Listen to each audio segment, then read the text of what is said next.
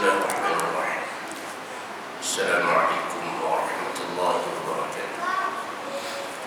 Innal hamdalillah nahmaduhu wa nasta'inuhu wa nastahdihi wa nastaghfiruh wa natubu ilayhi wa na'udzu billahi min shururi anfusina wa min sayyiati a'malina. Man yahdihillahu fala mudilla lahu wa man yudlil fala hadiya lahu. أشهد أن لا إله إلا الله وحده لا شريك له وأشهد أن سيدنا محمدا عبده ورسوله.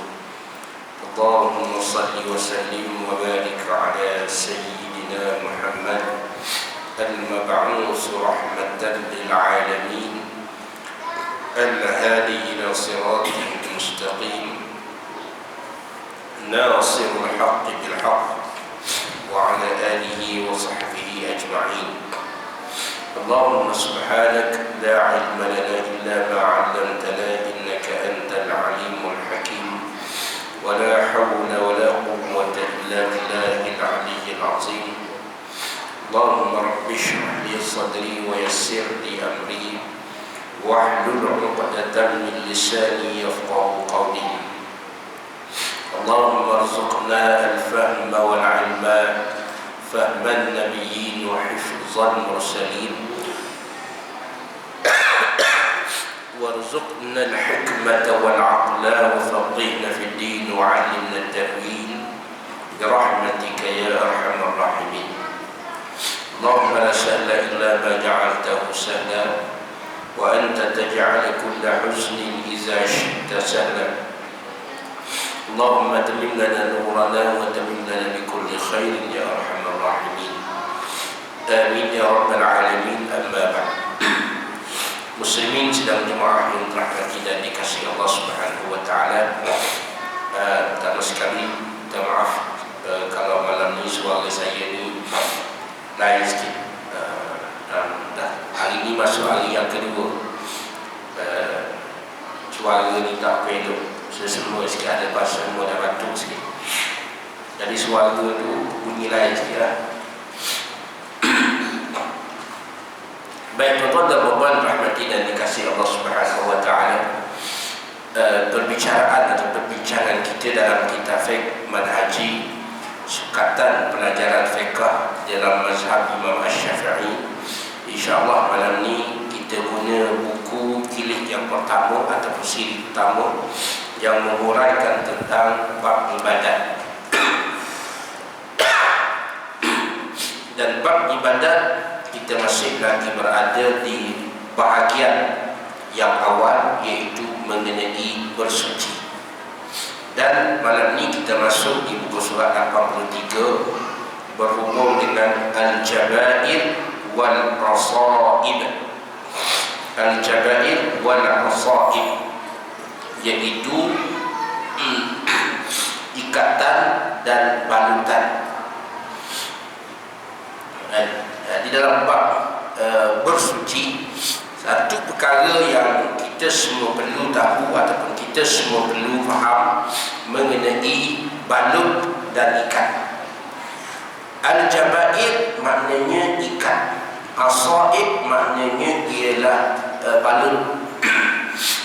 Maksud dia jabair ataupun jabirah. Jabair dia daripada perkataan singular ataupun jabair itu dia plural, jamak kepada jabirah yang bermakna ikatan yang diletakkan di atas anggota yang patah bagi mengikat atau membalutnya. Mana-mana anggota badan kita yang patah maka diikat, maka ikatan itu dipanggil jabirah. Dan as-saib pula ialah daripada perkataan isabah. Isabah bikin isab al-ra'in, isabah iaitu ikatan atau pembalutan yang diletak di atas anggota yang luka bagi menjaganya daripada kotoran-kotoran sehingga ia sembuh. Dan mana-mana anggota bukan patah tapi dia luka, maka kita letak tampal ataupun kita letak balut dan sebagainya, maka dipanggil isabah. untuk mengelak kawasan luka tadi dicemari ataupun dikotori dengan sesuatu. Maka letak tadi, apabila berlaku dua perkara tadi, isabah ataupun jabirah, maka di sana ada hukum yang berkait dengan kedua-dua perkara ini.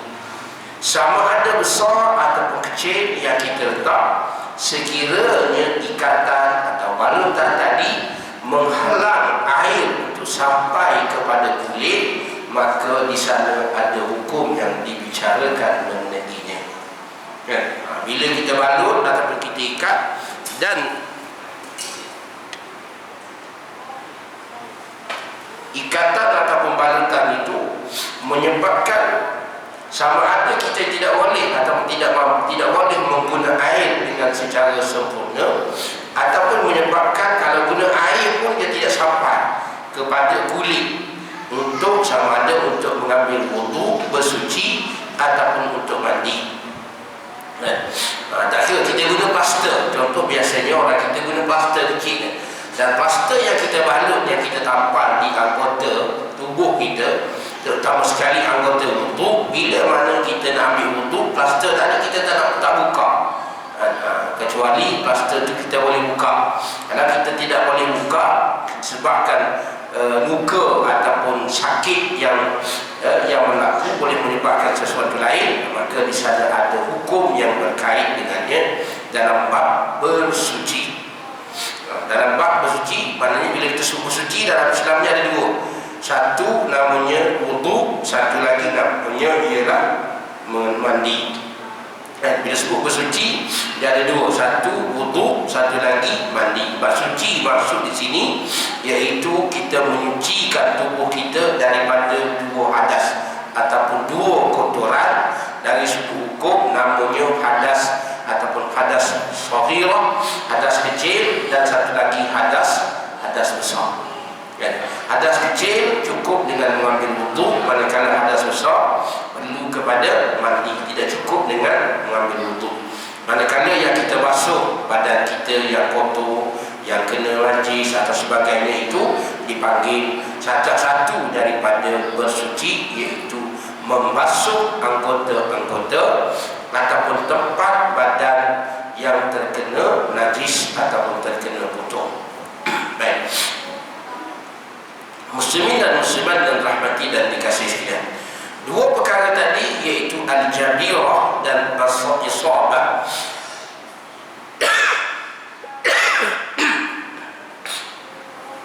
dua perkara ini apabila berlaku, apabila ada, maka seseorang yang nak ambil wudu ataupun seseorang yang nak mandi perlu faham.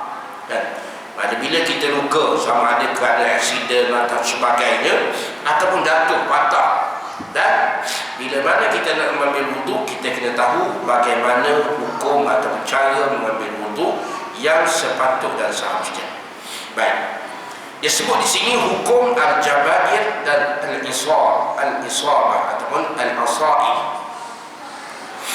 Seseorang pesakit yang ditimpa, sama ada berlaku luka ataupun patah, kadang-kadang memerlukan kepada meletakkan ikatan ataupun balutan dan ubat di atas tempat luka ataupun tempat yang patah, dan kadang-kadang tidak memerlukan kepada ikat ataupun balut. Ada luka, ada patah, perlu kepada ikat, perlu pada balut. Maknanya kalau tak ikat dan balut tak ada masalah. Sekarang ni bila kita luka, kita nak ikat, kita nak balut dan sebagainya, maka di sana kita perlu tahu hukum yang berhubung kait dengan perkara tersebut. Baik. Dia kata sekiranya seseorang perlu meletakkan ikatan ataupun balutan atas luka ataupun sesuatu yang berlaku tadi, maka ketika itu dia wajib mengetahui perkara-perkara berikut. Sebelum kita nak balut ataupun ikat tadi, dia kata seseorang tadi kena tahu tiga perkara. Pertama, membasuh bahagian yang selamat atau bahagian yang tidak sakit tadi pada anggota selamat pada anggota yang luka ataupun patah. Maknanya bila luka, ingat sebelum balut pastikan balut tadi dah bersih terlebih dahulu. Kalau kata luka ada berdarah, pastikan kawasan yang tak luka tu tidak ada darah. Mana dalam berdarah pun berdarah di kawasan luka saja, atau berdarah di kawasan patah saja, kawasan yang cedera je. Kalau kata luka, darah tu mengalir semua, kawasan yang tak luka pun tiba-tiba kita balut macam tu je. Balut begitu saja tanpa membersihkan terlebih dahulu ataupun tanpa menyucikan kawasan yang tidak luka terlebih dahulu, maka ia menjadi masalah lain apabila kita balut dan apabila kita solat ataupun kita nak menunaikan ibadat. Dia ada hukum lain. Baik, itu saya sebut di awal. Yang pertama kena faham, sebelum balut pastikan kawasan yang tidak luka ataupun kawasan yang tidak cedera tadi tidak mengandungi ataupun tidak terdapat padanya najis seperti darah atau sebagainya. Dalam kata lain, darah ataupun benda-benda najis hanya berada di kawasan luka sahaja. Kawasan yang tak luka suci, elok mana sebelum balut. Itu yang pertama. Yang kedua, menyapu seluruh balutan ataupun ikatan. Yang kedua, dia kata bagaimana seseorang tadi apabila nak menunaikan ibadat atau mengambil wuduk dan mandi, maka dia perlu tahu antaranya bila dah balut, dia kata kena sapu juga, bersih, mana supaya kain balutan tu tadi kita basuh ataupun kita bersihkan dia bila mana kita mengambil wuduk. Itu dia semuanya menyapu seluruh balutan dan ikatan. Dan yang ketiga, barulah bertayamum sebagai ganti membasuh. Tayamum menggantikan atau ganti membasuh bahagian yang tidak sakit apabila sampai kepada anggota tersebut ketika berwudu. Ini sebutnya ialah apabila berlaku kecederaan, apabila berlaku sesuatu musibah pada anggota kita, sama ada kita balut ataupun kita ikat dan sebagainya, yang menyebabkan air tidak boleh sampai ke kulit ataupun tidak boleh digunakan, tidak boleh menggunakan air untuk mandi ataupun wudu, kena pada kawasan yang cedera, yang luka tadi, dengan nasihat daripada doktor adapun daripada mereka yang memahami tentang luka dan cedera tadi, maka anggota yang tak boleh kena wudu tadi mestilah diganti dengan tayamum namanya. Mana dengan kata lain, kalau ambil wudu tetap kena ambil sebagaimana biasa. Mula dengan basuh tangan, berkomuk, istinsyaq, basuh muka, basuh dua tangan dan sebagainya. Kalau kita cedera itu bukan kat tangan ataupun di dalam kaki atau sebagainya, selepas semua sampailah kawasan yang kena luka tadi atau yang dibalut tadi, sapu je air, mula-mula sapu. Sapu dulu, sapu dia ke atas dan sampai habis basuh kaki. Lepas basuh kaki kena tayamum.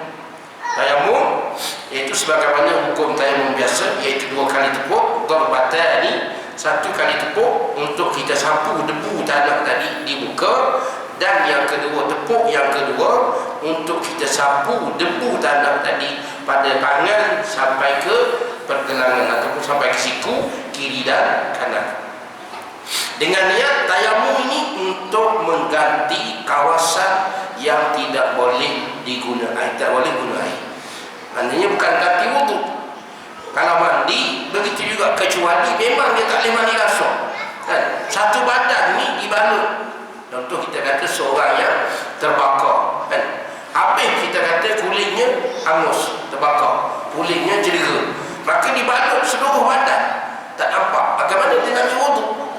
Adakah dia perlu tayamum? Dia wajib. Walaupun dia tayamumnya muka pun tak nampak, nampak mata je, dia wajib juga tayamum atas kain, tayamum atas muka dan tangan sampai ke pergelangan ini. Nanti selepas ini dia akan sebut kepada kita beberapa contoh ataupun perkara yang menyebabkan ataupun berlakunya tayamum bagi mereka yang berlaku jabaib dan asabah, iswabah tadi. Di hukum nak sebutnya ialah apabila cedera ataupun luka atau patah, mana anggota yang tidak boleh kena air dan kulit tadi, maka mesti diganti dengan tayamum. Kalau kata mandi, tangan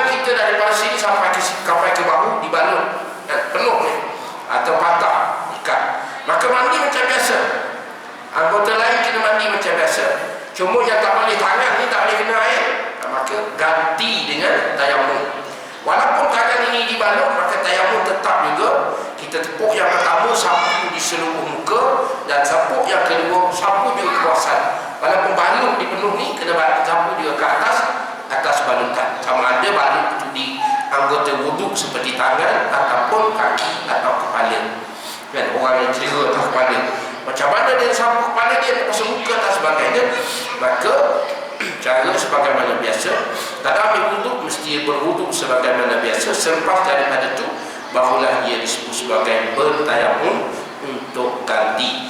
Kecuali seseorang yang memang tak boleh guna air langsung, nasihat daripada doktor atau sebagainya, seseorang ataupun si fulan ini tidak boleh menggunakan air, ataupun air tidak ada, biasanya kita sebut air tayamum dalam bab tayamum.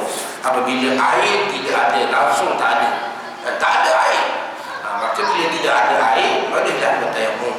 Sebab tayamum itu sama ada tayamum untuk mandi atau tayamum untuk wuduk. Tayamum itu dipanggil tayamum untuk menggantikan air. Yang kita sebut pada ni tayamum untuk menggantikan anggota yang tidak boleh kena air, ataupun anggota yang balut tak kena air. Baik, muslimin dan muslimat yang dirahmati dan dikasihi Allah Subhanahu wa taala. Dia kata sekiranya balutan di atas anggota yang luka ataupun anggota yang patah tidak diperlukan, maka dia wajib membasuh bahagian anggota yang sihat dan bertayamum bagi menggantikan bahagian yang luka. Sekiranya dia tidak boleh membasuh tempat sakit ataupun tempat luka tersebut, dia wajib mengulangi tayamum pada setiap kali sembahyang fardu, sekalipun dia tidak berhadas. Manakala anggota-anggota lain dia tidak wajib dibasuh semula, melainkan sekiranya dia berhadas. Faham tak? Maknanya kalau kata anggota kita tak dibalut, bila kita tayamum untuk solat maghrib, dan lepas sembahyang maghrib sampailah masa waktu isyak, tak batal untuk kita. Tetapi walaupun wuduk tidak batal, tayamum tetap kena tayamum. Maknanya bila masuk waktu isyak, dia tidak perlu ambil wuduk, dia hanya perlu tayamum saja. Sebab tayamum, kita kena faham, tayamum ni dia hanya sah untuk satu solat fardu saja, dan untuk beberapa sembahyang ataupun solat sunat ataupun perkara-perkara sunat yang lain. Walaupun wuduk kita tidak batal, tetapi tayamum tetap batal. Kalau kita ambil wuduk tadi, kalau tak masa tidak ada air, kita bertayamum untuk solat maghrib, tak batal tayamum kita. Waktu kita tidak kentut, tak ada apa-apa. Tapi bila masuk waktu isyak, wajib tayamum lain. Sebab tayamum hanya sah diguna pakai untuk satu solat fardu sahaja, dan boleh untuk beberapa amalan sunat lain yang memerlukan kepada adanya wudu ataupun adanya suci daripada hadas kecil tadi. Baik, tuan-tuan dan puan-puan yang dirahmati dan dikasihi Allah Subhanahu wa taala. Jadi itu antara perkara. Dalil mengatakan bahawa seseorang dari kalangan kita boleh atau perlu menyapu sahaja anggota yang cedera ataupun anggota yang sakit tadi, berdasarkan kepada hadis, antaranya riwayat daripada Jabir radhiyallahu anhu, di mana baginda Nabi sallallahu alaihi wasallam bersabda, dan dikatakan Jabir sebut, kami pada satu hari telah keluar bermusafir, tiba-tiba salah seorang daripada kami kepalanya terkena batu lalu melukanya. Ada seorang sahabat Nabi kata Jabir satu hari dalam musafir. Riwayat lain sebut masa dia musafir berhenti pada satu tempat, jadi waktu malam dan petang dia tergelincir. Dia gelincir, kepalanya jatuh terhentak di atas batu dan pecah kepalanya dan luka kepalanya. Bila luka kepalanya, balut macam biasa lah, dah pada masih bukan ada ubat, bukan ada hospital macam sekarang, boleh bawa pergi senang. Bila dah luka, malam tidur waktu malam, sahabat ni bermimpi pula. Bermimpi menyebabkan dia jadi janabah, ada hadas besar. Bila bangun pagi besok, dia tanya sahabat lain, bagaimana hukum aku? Aku semalam bermimpi, adakah aku perlu mandi? Maka sahabat kata mandi lah. Mandi lah. Maka dia mandi. Kerana sahabat lain kata mandi, sebab dia ada besar. Hasil daripada dia mandi itu disebut bahawa mungkin kerana terlalu sejuk atau sebagainya, maka menyebabkan ia selepas daripada itu meninggal dunia. Meninggal dunia, mati tuan-tuan. Bila dia meninggal dunia, kisah atau cerita ini ditanya ataupun diajukan kepada baginda Nabi SAW apabila sahabat-sahabat tadi telah sampai ke Madinah. Dan bila mereka dah sampai Madinah, mereka tanya, ceritalah kepada Nabi SAW. Lalu baginda Nabi SAW bersabda, mereka telah membunuhnya dan semoga Allah Subhanahu Wa Taala membunuh mereka bunuh. Kenapa mereka tidak bertanya apabila mereka tidak tahu? Nabi kata, yang suruh mandi itu seolah-olah dia jatuhkan satu hukuman bunuh kepada kawannya, seolah-olah begitu besar kesilapan. Maka Nabi kata, semoga Allah Subhanahu Wa Taala yang balas balik bunuh, dosa membunuh itu di akhirat. Dan baik muslimin dan muslimat dan rahmati dan dikasih sekalian, bila Nabi sebut begitu, maka Nabi SAW kata, kenapa kamu tidak bertayamum dan menggantikan anggota tubuh yang tidak boleh kena air tadi? Ini antara hadis yang popular berhubung dengan bab tayamum bila cedera berlaku pada sahabat Nabi yang menyebabkan dia mati. Bukan sikit, kerana guna air mandi untuk basuh badan, maka dia kesejukan atau luka, cedera dan sebagainya menyebabkan dia mati. Baik, muslimin dan muslimat dan rahmati dan dikasihi Allah Subhanahu Wa Taala, hukum bertayamum ini sebenarnya ia bukan hanya terletak pada perkara yang disebut apabila adanya jabair ataupun isabat. Disebut ataupun dikias daripada dua hukum ini atau dua perkara ini, ulama sebut mana-mana anggota yang sepatutnya mana-mana anggota yang sepatutnya sampai wajib dibasuh ataupun kena air, tiba-tiba dia tidak boleh kena air disebabkan halangan ataupun sesuatu yang tidak dapat dielak, maka mestilah menggunanya dengan mestilah diganti dengan tayamum. Ini satu perkara yang saya sebutnya ialah sahabat-sahabat semua tolong ingat, sebab dikias daripada hukum jabair dan isabah ini, iaitu hukum kanak-kanak lelaki yang meninggal dunia sebelum atau masih baby dan belum bersunat atau berkhatam. Kan? Sebab kemaluan lelaki dia akan tertutup di situ. Kan? Yang wajib sunat tu, yang wajib dibuka kemaluan yang dipanggil dengan khulfah ataupun dipanggil dengan kulub itu. Dan bila dia meninggal dunia, mati diwajibkan mandi. Bila mandi, adakah air itu sampai kepada anggota yang sepatutnya dibasuh semua? Yang wajib sunat, wajib khitan tu sudah tentu tidak sampai air situ. Dan adakah wajib buka? Tidak wajib, sebab boleh menyakitkan dia. Kan? Maka tidak boleh buka menyakitkan dia, dan air tidak sampai ke situ, maka selepas mandi dia wajib bertayamum, ganti anggota yang tidak kena air tadi. Ini kena ingat, takut anak-anak kita mati semasa lahir atau baru bersalin 2 hari, 3 hari, seminggu ataupun sebulan, anak tadi belum lagi berkhitan kan, belum lagi potong dia punya kulit khulfah tu, maka bila mandi jenazah sudah tentu orang tak buka situ. Dan mana kita sebagai ibu bapa kena tolong ingat, kokok tukang mandi atau orang yang mandi itu tak ingat kan? Terlupa kalau kata orang yang mandi itu biasanya dia dah belajar. Dalam mazhab Syafi'i mengatakan wajib basuh. Mana kalau boleh